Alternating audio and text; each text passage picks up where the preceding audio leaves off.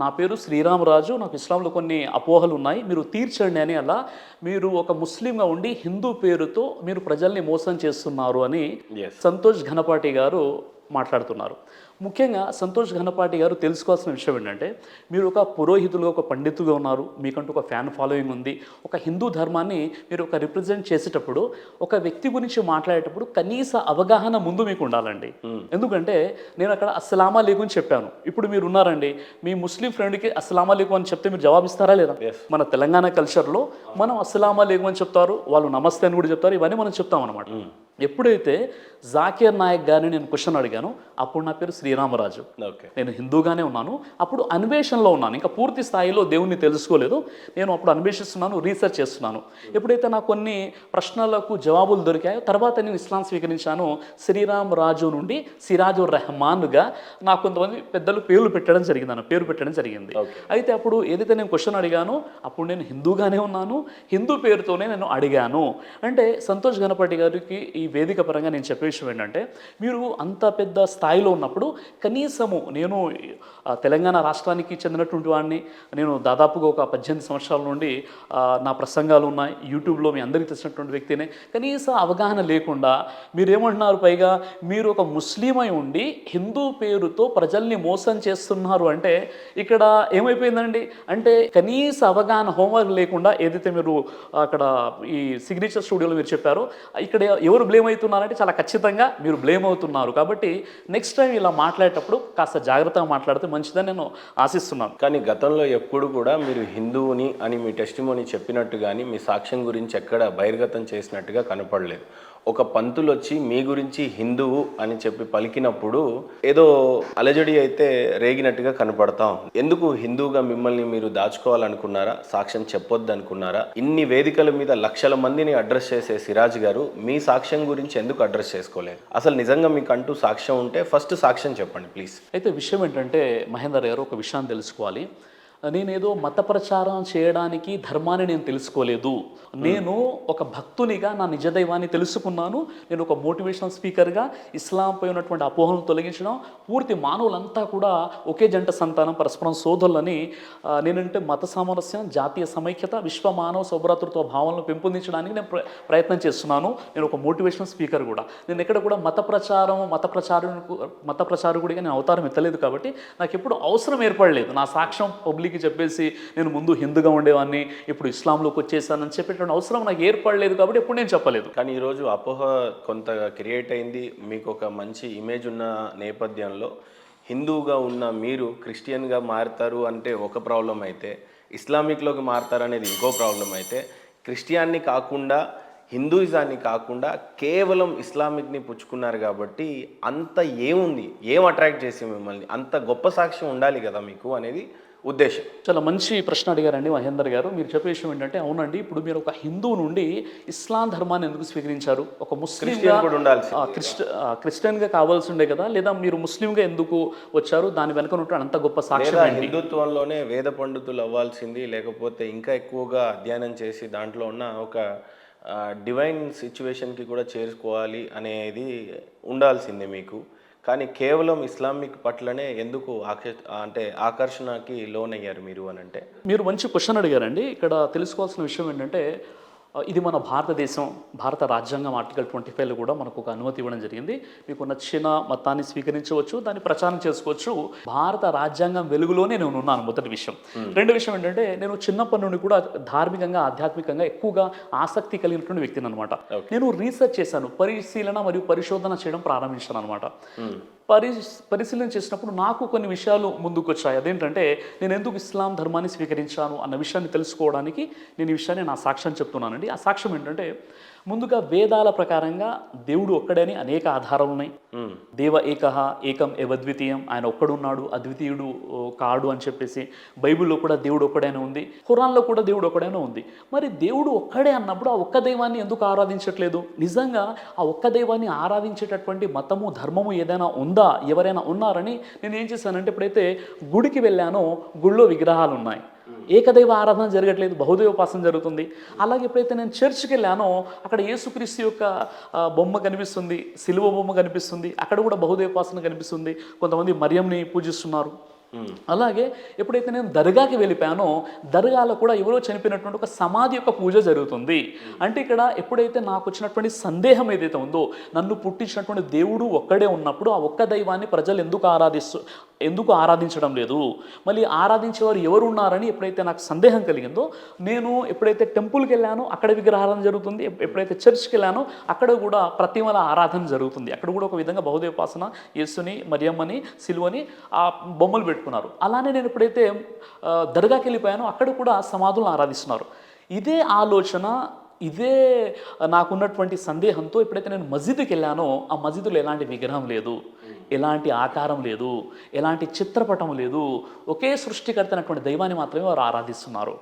అప్పుడు నేను అనుకున్నాను, నిజంగా చెప్పాలి అంటే వేదాల ప్రకారంగా, బైబిల్ ప్రకారంగా, ఖురాన్ ప్రకారంగా పుట్టించినటువంటి దైవాన్ని ఆరాధించేటటువంటి వ్యక్తులు ఎవరైనా ఉన్నారు అంటే ఈ మస్జిద్లో ఆరాధించేవారే. కాబట్టి నేను ఆ మస్జిద్తో కనెక్ట్ అయిపోయాను. కానీ నాకెవరు కూడా మెయిన్ ఏంటంటే ఇస్లాం సందేశం ఎవరు ఇవ్వలేదండి. నాకు ఎవరు నన్ను కన్వర్ట్ అవ్వండి అని చెప్పలేదు. ఇప్పుడు కూడా నేను కన్వర్ట్ అవ్వలేదు, నేను రివర్ట్ అయ్యాను. అంటే సనాతన ధర్మం, ఏ ధర్మం అయితే వేదాలలో బోధించడం జరిగిందో, ఏ ధర్మం అయితే బైబిల్లో బోధించడం జరిగిందో, ఏ ధర్మం అయితే ప్రవక్త ముహమ్మద్ సల్లల్లాహు అలైహి వసల్లం వారికి ఖురాన్ రూపంలో ఇవ్వడం జరిగిందో ఆ ధర్మాన్ని నేను తెలుసుకున్నాను. అంటే నేను రివర్ట్ అయిన తర్వాత నేను కన్వర్ట్ అవ్వలేదు. మరో విషయం ఏంటంటే ముస్లిం చాలామంది ఫ్రెండ్స్ ఉన్నారు, కానీ ఏ ముస్లిం నాకు ఇస్లాం గురించి చెప్పలేదు, ఏ మస్జిద్ వాళ్ళు కూడా నాకు ఇస్లాం గురించి చెప్పలేదు, ఎవరు కూడా నన్ను కన్వర్ట్ అవ్వండి అని చెప్పలేదు. స్వచ్ఛందంగా నాలో వచ్చినటువంటి కొన్ని ప్రశ్నలకు జవాబుగా నేను ఇస్లాం ధర్మానికి ఆకర్షిత అవ్వడం జరిగిందనమాట. సో ప్రధానంగా చెప్పడానికి సాక్ష్యం ఏముంది అని అంటే, మీ దగ్గర వేదాలలో చెప్పినటువంటి దేవుడు ఒక్కడే ఉన్నాడని చెప్పాడు, బైబిల్లో కూడా అదే చెప్పారు, ఖురాన్లో అదే చెప్పారు. కాకపోతే అక్కడ విగ్రహారాధన జరుగుతుంది, ఇక్కడ ఫోటోలు, సిలువలు ఉన్నాయి. ఇక్కడ దేవుడు అనేవాడు నాకు కనిపించలేదు మసీద్లో. కరెక్ట్గా ఏ రకంగా అయితే నేను అనుకున్నానో దేవుడిని అదే రకంగా ఆరాధన జరుగుతుంది, కాబట్టి నేను మతం మారాను అని అంటున్నారు. అంతేగాని లేఖనాలలో కానీ ఏదైనా అధ్యయనాల్లో కానీ ఎక్కడైనా మిమ్మల్ని బాగా అట్రాక్ట్ చేసి మీ సాక్ష్యాన్ని చాలా ప్రాపర్గా లాంచ్ చేయాలి అని అంటే మీరేం చెప్తారు? సరే, ఇప్పుడు నేను మళ్ళీ అదే చెప్తున్నాను, నేను ఇక్కడ మత మార్పిడి చేసుకోలేదు. నేను సనాతన ధర్మంలోనే ఉన్నాను. ఏ ధర్మం అయితే వేదాల ప్రకారంగా, ఏ ధర్మం అయితే బైబిల్ ప్రకారంగా, ఏ ధర్మం అయితే ఖురాన్ ప్రకారంగా, అంటే ఏ దేవుడైతే ఆది నుండి కూడా ప్రవక్తలకు ఇస్తున్నటువంటి ధర్మం ఉందో ఆ ధర్మాన్ని నేను తెలుసుకున్నాను. అంటే నేను రివర్ట్ అయ్యాను తర్వాత తప్ప నేను కన్వర్ట్ అవ్వలేదు. సో మీ సాక్ష్యం కేవలము విగ్రహారాలను చూశాను, ఇక్కడ చూడలేదు అనేదే సాక్ష్యమా? కరెక్ట్గా ఏమైనా మర్చిపోతున్నారా? ఒకసారి క్రాస్ చెక్ చేసుకోండి. సరే, ఇప్పుడు ఇస్లాం ధర్మాన్ని మీరు ఎందుకు యాక్సెప్ట్ చేస్తారంటే 1,00,000 కారణాలు ఉండవచ్చు. అందులో ప్రధానమైనటువంటి ఒక కారణం చెప్పాను. ఇస్లాం ధర్మంలో ముఖ్యంగా నేను ప్రారంభంలో నేను చూసిన విషయం ఏంటంటే, ఇక్కడ ఇస్లాం ధర్మంలో రాజు అయినా, రైతు అయినా, ధనవంతుడైనా, పేదవాడైనా ఒకే వరుసలో నిలబడి నమాజ్ చదువుతాడు. ఎలాంటి తారతమ్యాలు ఉండవు. అదేవిధంగా ఒకే కంచంలో అందరూ కూర్చొని భోజనం చేస్తారు. మస్జిద్లో నమాజ్ చదివేటప్పుడు అందరూ కూడా భుజానికి భుజం, పాదానికి పాదం కలిపి మస్జిద్లో నిలబడి నమాజ్ చదువుకుంటారు. అక్కడ కూడా ఎలాంటి వ్యత్యాసం అనేది మీకు కనబడదు. ఎలాంటి కులాలు, ఎలాంటి అక్కడ తారతమ్యాలు, విభేదాలు, భేదాలు అనేవి ఇస్లాంలో ఎక్కడ కూడా కనిపించవు అనమాట. మానవులంతా సమానమే. తర్వాత నమాజ్ చేసేటువంటి విధానం ఏదైతే ఉందో చాలా అద్భుతమైనటువంటి విధానం. మనల్ని పుట్టించినటువంటి దైవాన్ని రోజుకు 5 పూటల ఆరాధించేటటువంటి విధానం, ఇవన్నీ కూడా చాలా అద్భుతమైనటువంటి విధానాలు ఇక్కడ మనకు ఇస్లాం ధర్మంలో కనిపిస్తున్నాయి. శ్రీరామరాజు అని మీ ఒరిజినల్ పేరు, ఇప్పుడు సిరాజ్గా మారారు అని అనుకుందాం. మీ అమ్మ నాన్నల పేరు ఏంటప్పుడు? సార్, మా నాన్న పేరు శ్రీరామాంజనేయులు, మా అమ్మ పేరు చంద్రకళ. వాళ్ళు ఇప్పుడు కూడా వాళ్ళు ఫాలో అవుతున్నారు. నేను తెలుసుకున్నటువంటి ధర్మాన్ని నేను ఫాలో అవుతున్నాను. కాబట్టి ఇప్పుడు నా ఫ్రెండ్స్ ఎవరైతే ఉన్నారో, మా మదర్ ఎవరైతే ఉన్నారో అందరు కూడా నన్ను రాజు అని పిలుస్తారు. నేను పలుకుతాను. సరే, బాహ్య ప్రపంచానికి ఏమున్నా మీ ప్రొఫెషనల్ ప్రపంచానికి వచ్చేసరికి మీకంటూ కొన్ని ఐడి ప్రూఫ్లు కేటాయించబడతాయి. సో మీరు ఏ మతాన్ని సూచిస్తూ మీ సర్టిఫికేట్స్ని తయారు చేస్తున్నారు? ఇస్లాంలో మీ పేరు సిరాజ్ ఉంటే మరి అమ్మ నాన్నల పేరు అదే ఉంచారా, మార్చారా? అదే పేర్లు ఉన్నాయండి. ఖచ్చితంగా యాక్సెప్ట్ చేస్తారా? అలా ఎక్కడైనా ఎక్కడ ఆపలేదా? ఏదైనా వీసా దగ్గర, ఫ్లైట్ టికెట్స్ దగ్గర అలా మీకు పేర్లు అలాంటి ప్రాబ్లం ఏం లేదు. ఓకే, అవే పేర్లు ఉన్నాయి. సో ఇప్పటికీ వాళ్ళు అదే ఉన్నారు కాబట్టి మీరు ఎప్పుడేమో ఇస్లాంని స్వీకరించారు. కాసేపు అంతే అనుకుందాం, మీరు సనాతన ధర్మం అనండి, నేను ఇస్లామీ అని అంటాను. సో ఇప్పుడు అమ్మ నాన్నలు అనేది హిందూగానే ఉన్నారు ఇంకా స్టిల్. సో వాళ్ళు నరకానికి వెళ్తారు కదండి. మరి వాళ్ళు ఏకదైవ ఆరాధన అంటే ఇప్పుడు మా మదర్ అయినా ఫాదర్ అయినా ఏకదైవ ఆరాధన, పుట్టించినటువంటి దైవాన్ని వాళ్ళు ఆరాధిస్తున్నారు. ఏకదైవ ఆరాధన చేస్తున్నారు వాళ్ళు. అంటే ఇంకా మీ అమ్మ నాన్నలు మీ దృష్టిలో విగ్రహారాధన చేస్తున్నారు, కానీ మీ దృష్టిలో వాళ్ళు ఖచ్చితంగా నరకానికి వెళ్తారు అని తెలిసి కూడా మీరు ఏ రకంగా మనోవేదన ఉంటుంది కదా, కంపల్సరీ నా తల్లిదండ్రులు పోతారు. ఇక్కడ మహమ్మద్ ప్రవక్త పీస్ ఆఫ్ ఆన్ హిమ్ ఈయనని నమ్మకపోతే ఖచ్చితంగా నరకానికి వెళ్తారు అనేది రాస్తుంది ఖురాన్లో. మీరు ఈయన ద్వారానే ఉంటుంది అనేది కూడా కొన్నిసార్లు ఉంటుంది. ఖురాన్లో మొహమ్మద్ ప్రవక్త వారిని నమ్మితేనే స్వర్గానికి వెళ్తారు లేదంటే నరకానికి వెళ్తారు అంటే ఖురాన్లో ఎక్కడ ఉంది? నేను ఇంకోసారి రిపీట్ చేస్తున్నా, ఖురాన్లో మహమ్మద్ ప్రవక్తని ఈయనని తెలుసుకొని ఈయన ద్వారా స్వర్గానికి గేట్ దగ్గర అనుమతి ఉంటుంది ఉండదు, అది కూడా లేదు. లేదు, రెండు లేవు. మీరు చెప్పిన నేను మళ్ళీ ఇంకోసారి అడుగుతున్నాను సార్, మీరు 10 సార్లు అడిగినా లేవు. మహమ్మద్ ప్రవక్త గారిని నమ్మి ఆయనను తెలుసుకొని ఆయన చెప్పినటువంటి బోధలను తెలుసుకొని అక్కడ గేట్ ఉంటుంది కదా, స్వర్గం యొక్క గేటు నరకం యొక్క గేట్ దగ్గర ఈయనను నమ్మి ఈయనను తెలుసుకుంటే కానీ నరకానికి కానీ స్వర్గానికి కానీ అలా లేదండి. అలా ఏం లేదు, ఖురాన్ లేదు అలా. ఓకే, ఏం చేస్తే స్వర్గ నరకాలకి దారులు ఉన్నాయని ఖురాన్ చెప్తా ఉంది? ఖురాన్లో సూరే బహరా సూర నంబర్ 2 ఆయత్ నంబర్ 62లో చాలా స్పష్టంగా ఉంది. ఏమని రాసు? ఎవరైతే అల్లాను అంతిమ దినాన్ని విశ్వసించి మంచి పనులు చేస్తారో వారికి భయము కానీ విషాదం కానీ కలిగేటటువంటి అవకాశాలు లేవు, వారు స్వర్గానికి వెళ్తారు. చాలా స్పష్టంగా ఉంది. అంటే అల్లా అన్నది అరబీ పదం అండి. అల్లా అన్న పదాన్ని మనం తెలుగులో చెప్పాలంటే దేవుడు. ఎవరైతే దేవుణ్ణి జడ్జ్మెంట్ డేని నమ్ముతారో మంచి పనులు చేస్తారో వారు స్వర్గానికి వెళ్ళిపోతారు. సార్ అసలు నాకు ఒక డౌట్ ఏంటంటే, దేవుడు ఉన్నాడు కరెక్ట్, ఒకరే దేవుడు ఉండాలి అనేది మీ సిద్ధాంతం. ఆ దేవుడి పేరు ఏంటి సార్? దేవుడు పేరు ఏంటంటే అరబ్బీలో అల్లా అంటారండి. ఓకే, ఇప్పుడు ఉదాహరణకి నేను అంటున్నాను, మీరు అన్నారు దేవుణ్ణి నమ్ముకోండి అని మిమ్మల్ని అన్నాను అనుకోండి, మీరు ఏమంటారు వెంటనే? ఏమంటారు? దేవుణ్ణి నమ్ముకోండి అంటే ఏమంటారు? ఏ దేవుడిని నమ్ముకోవాలి అని అంటారు. దేవుడు అన్న పదమే సరైనదైతే ఏ దేవుడు అన్న ఆలోచన మీకు ఎందుకు వస్తుంది? అవునా కదా? దేవుడు అంటే గాడ్, గాడ్స్, గాడెస్, అవునా కదండి? తర్వాత మీరు ముందు గాడ్ ఫాదర్, గాడ్ మదర్, ఇలా ఏంటంటే బహువచనము ఏకవచనం నుండి అది ఏంటంటే మళ్ళీ బహువచనము స్త్రీలింగము ఇలా మొత్తం మార్పు చెరుపులో గురైపోయింది. అదేవిధంగా మీరు అల్లా అన్న పదం ఎక్కడైతే చెప్తారో అల్లాలు అన్న పదం ఉండదు అక్కడ. అంటే అల్లా అంటే సృష్టికర్త అండి. అల్లా అంటే అల్లా అంటే అరబిక్ లో దేవుడిని అల్లా అని అంటారు అరబిక్ లో. తెలుగులో ఏమనాలి మరి అప్పుడు? అల్లాని దేవుడు అనాలి అంతే. దేవుడు సృష్టికర్త. అప్పుడు దేవుడికి పేరు అనేది ఏం లేదా? లేదండి, ఆరాధనకు అర్హుడు. అరబ్బుల్లో వాళ్ళు అల్లా, అరబ్బులో అంటే అరబ్బు దేశంలో ఖురాన్ అవతరించింది. అల్లా అనే పదానికి అర్థము ఆరాధనకి అర్హుడు. ఆరాధనకు అర్హుడు అంటే ఆయన ఒక దేవుడు, మనం ఆరాధిస్తే ఆరాధనకి ఆయన అర్హుడుగా ఉన్నాడు. సో మనం అరబిక్లో అల్లా అని అంటున్నాం, తెలుగులో దేవుడు అంటే సరిపోతుంది. సర్వేశ్వరుడు, ఈశ్వరుడు, అల్లా ఇలా ఏం చెప్పడానికి లేదు. సర్వేశ్వరుడు అంటే సర్వనియామకుడు. అదేవిధంగా అల్లా అంటే సర్వేశ్వరుడు అని అంటే ఎవరు మీ దృష్టిలో? సర్వానికి ఈశ్వరుడు అనేది నా ఉద్దేశం. అవునండి, మీ ఉద్దేశంలో ఏంటి? సర్వేశ్వరుడు అంతే అనమాట. మీరు చెప్పిన విషయమే. సర్వేశ్వరుడు అంటే సమస్త నియామకుడు, ఈశ్వర్ అంటే నియామకుడు, సమస్త నియామకుడు. అల్ బారి అంటారు అరబ్బీలో, సమస్త నియామకుడు. ఇప్పుడు దైవానికి ఖురాన్ ప్రకారంగా 99 పేర్లు ఉన్నాయి.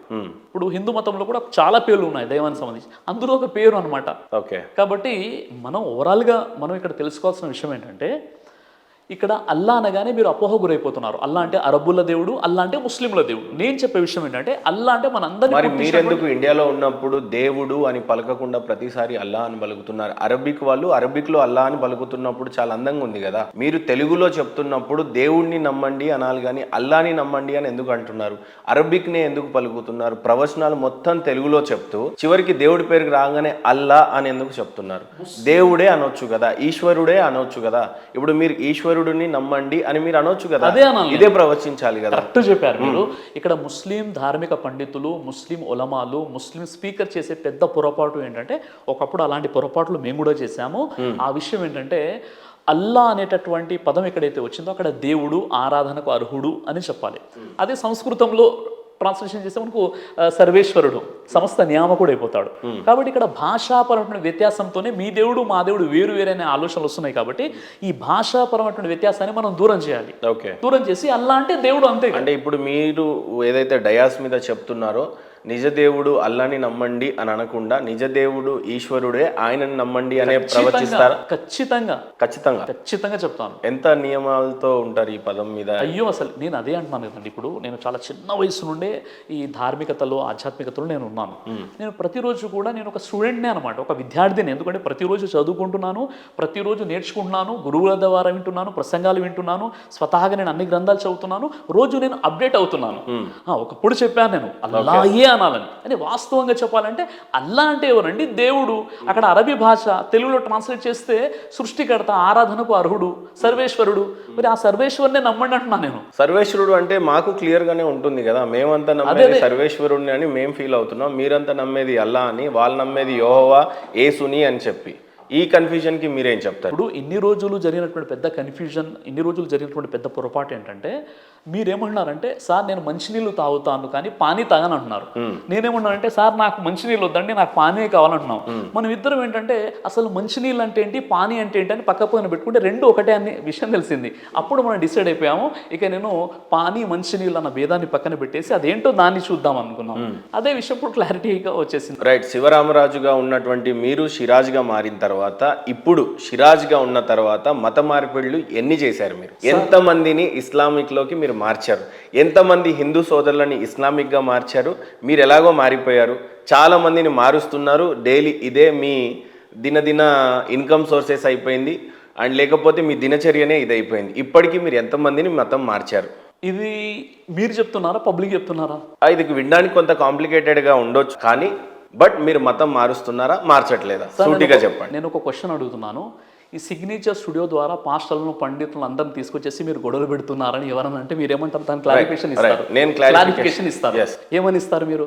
లేదండి ఒక అవగాహన కోసమే నేను ప్రోగ్రామ్స్ పెడుతున్నాను అంటారా? అవునండి నా ఉద్దేశమే గొడవ పెట్టడం అంటారా? రైట్. నేనైతే సత్యాన్వేషినిగా నేను చెప్పాలనుకుంటుంది నా ధర్మ ప్రచారణ నేను చేయాలి అని అనుకుంటున్నారు. నేను నమ్మింది నిజమేమో అనుకోనే నమ్ముతున్నా.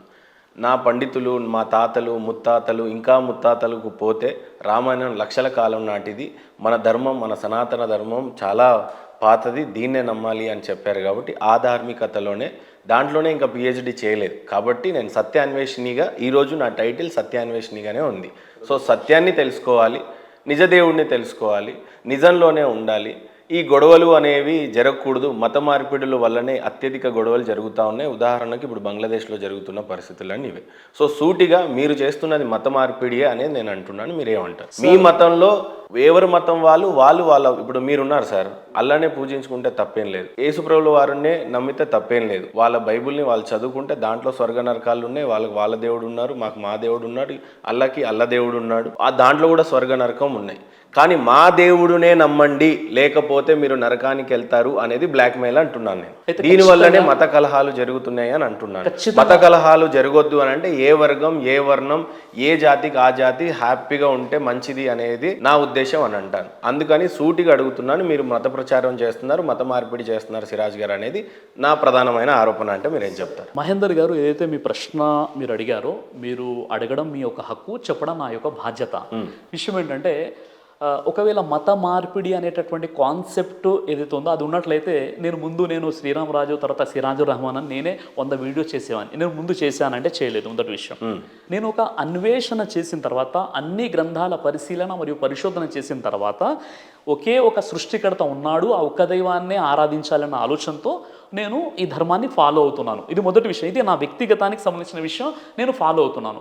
ఇక మత మార్పిడి అన్న విషయానికి ఇస్లామే మనకు అనుమతించదు. ఖురాన్లో 2వ అధ్యాయం 256లో ఏముందంటే లా ఇక్రాహ ఫిద్దీన్, ధర్మం విషయంలో ఎలాంటి బలవంతం కానీ బలత్కారం కానీ ఏదీ లేదు అని ఉంది.